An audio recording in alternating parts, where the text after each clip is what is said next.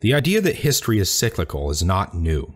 However, this doesn't mean that the same events occur over and over again like in the Wheel of Time, but rather the pendulum of extremes constantly swings back and forth, creating a looping cause and effect until there is a major disruption. Examples of these chain-breaking events are things like World War II, the invention of the internet, and in modern day, the end of easily expandable territory. To prevent this from becoming word soup, I need to explain what I mean by easy expansion.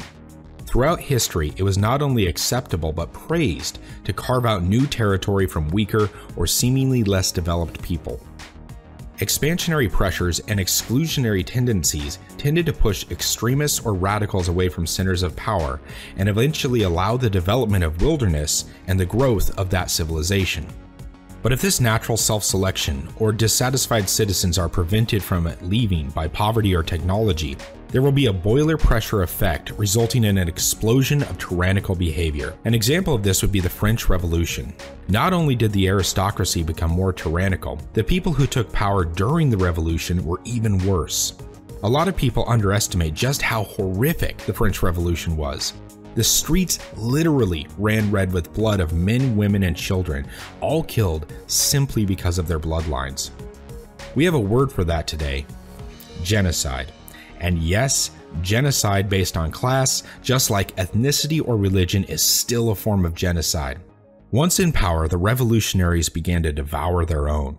Partisan accused partisan of not being committed enough, being traitors, secretly monarchists, or any other number of reasons. Eventually, it became a race to be the first person to publicly accuse an enemy of something anti-revolutionary and get them killed before they could get you killed. In many ways, the philosophy of the French Revolution, which sounded good on the surface like equality, fraternity, and liberty, became corrupted and turned into something more extreme than the stratified society and beliefs of the preceding rulers.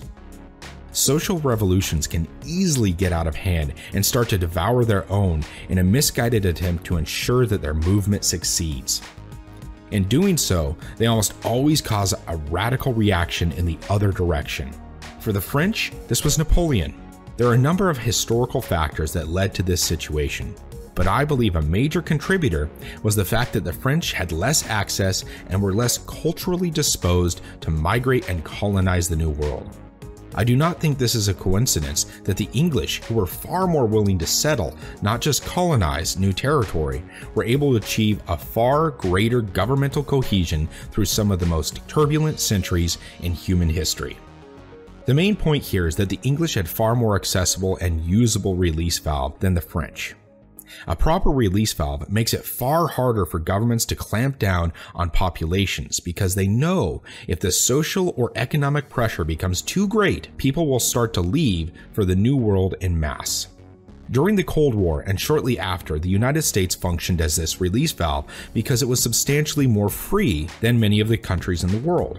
It may not have been as effective as a socioeconomic release than essentially vacant land, but it was certainly better than nothing.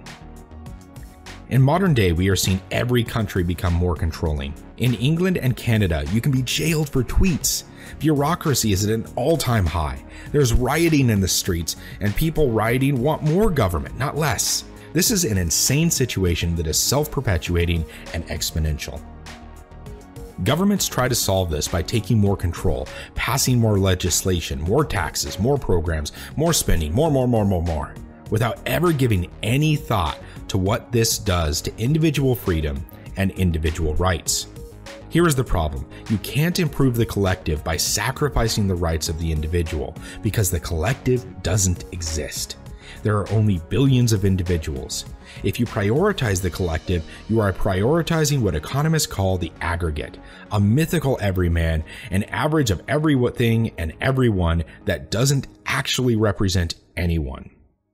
The aggregate is nothing more than a ploy used by people in power to justify pork and programs they want and helped them stay in power and makes their friends rich. Don't fall for it. The scary part is that we no longer have a release valve. There is no country that is significantly freer than the rest of the world. There are countries that are significantly more oppressive, but the beacon of freedom no longer exists. We have regulated it out of existence. This means that everyone everywhere can start implementing more and more controls, regulation, bureaucracy, censorship, speech controls, thought controls, and on and on and on. There is nowhere people can run. I don't paint this picture as a mosaic of hopelessness. Instead, there is a solution, but we are on a ticking clock.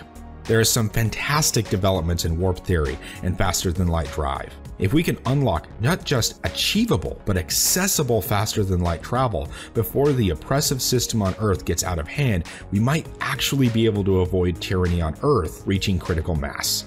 This means that people like Elon Musk, Richard Branson, and the scientists working on other projects like FTL are not just working on profitable ventures, but could potentially be working on what saves our species, our civilization, and our freedoms. It is my belief that there is no effort more important to humankind than the colonization of space. We must have a release valve. Just like in my last video, this is a huge pill to swallow. How can we make space accessible enough to have a noticeable effect on societal pressures on Earth? Well, for one thing, profit. There is so much money to be made in space that every company and country that can will be racing each other for a slice. This always drives accessibility and innovation. The other is sheer, unadulterated willpower. For example, Elon Musk truly believes he can get 1 million people to Mars and form a sustainable colony. And like the evil genius we all hope he is, it looks like he's on track.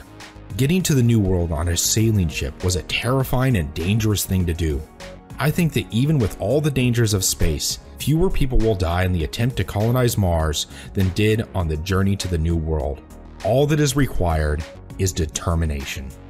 Please like and subscribe. I also have links to my social media in the description, along with links to my books.